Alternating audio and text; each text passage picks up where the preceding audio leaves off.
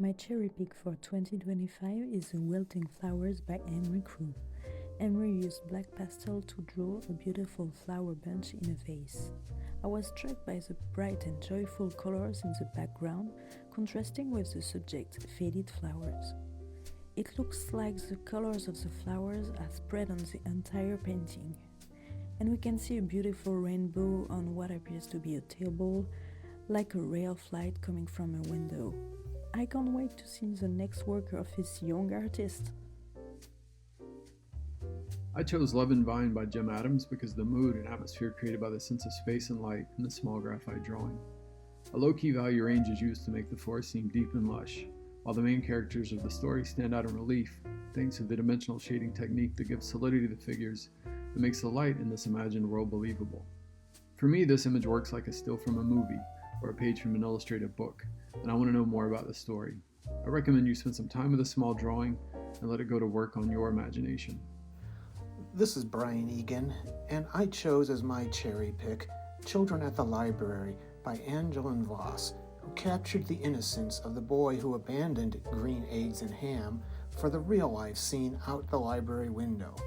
The horizontal line of the windowsill dramatically splits the seriousness of his sister, seated comfortably on the sofa, with his fantasy of riding the rails. The linoleum print by Donna Jepson Minyard, entitled The Weaver, highlights the tight links between people and wildlife. We share the same world and we have similar skills. I like the simplicity of the design and the bold colors, yellow and blue, that make the shape stand out. I admire the skill it took to carve the drawing on linoleum block and to use bright watercolor paint to brighten the drawing.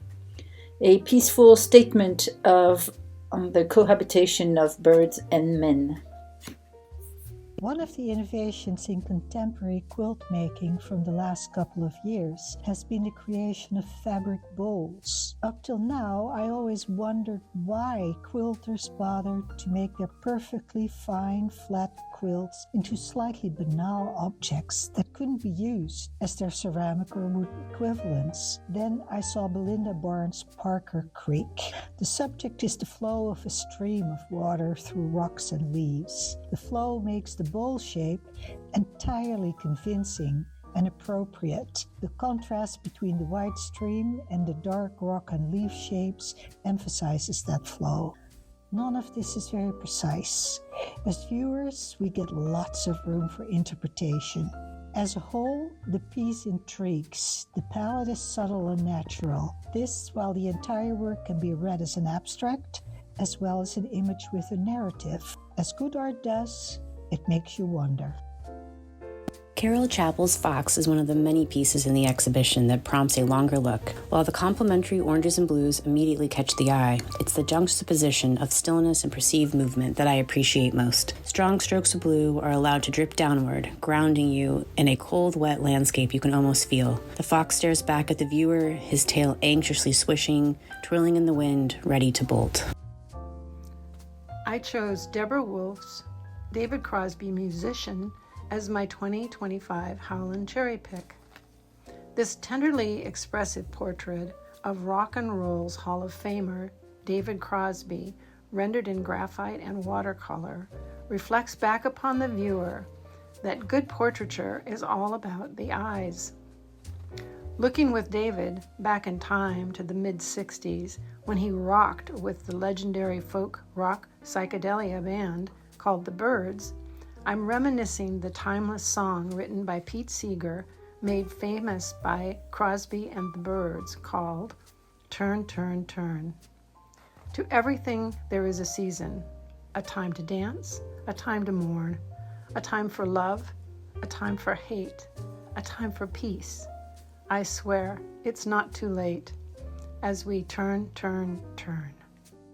I was attracted to Representation, a fiber arts work by Christine Berg.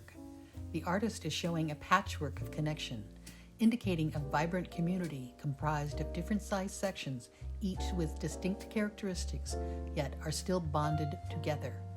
The way the blue pieces are placed at a different angle to the bright red and other more vibrant sections seem to suggest a community in transition. The strong and bold stitches connecting the sections remind us that a deep connection can still be present even in the midst of change. When I look at Three Stones by J.C. Breyer, I can imagine the water flowing over the smooth stones in a tiny stream. The shapes of the rocks also mimic a person sitting in a yoga pose. This is a perfect piece to add to a meditation space. My cherry pick is Driving Through the Forest by Mark Ellison. I really like how the artist relied on large blocks of color and not detailed brushwork to give the appearance of motion. Looking around at all this art, one piece stood to me apart. Despite its freedom from pretension, it commanded my attention. To a fairy's understanding of flight's need for launch and landing, this room's absence of a ceiling helps to make it most appealing. By the bedside lies a book, inviting you to take a look, to find out why, or maybe how, if Lottie is a spotted cow. At last, when all is said and done, this piece conveys pure joy and fun. That's for sure no easy trick, so that's why it's my cherry pick.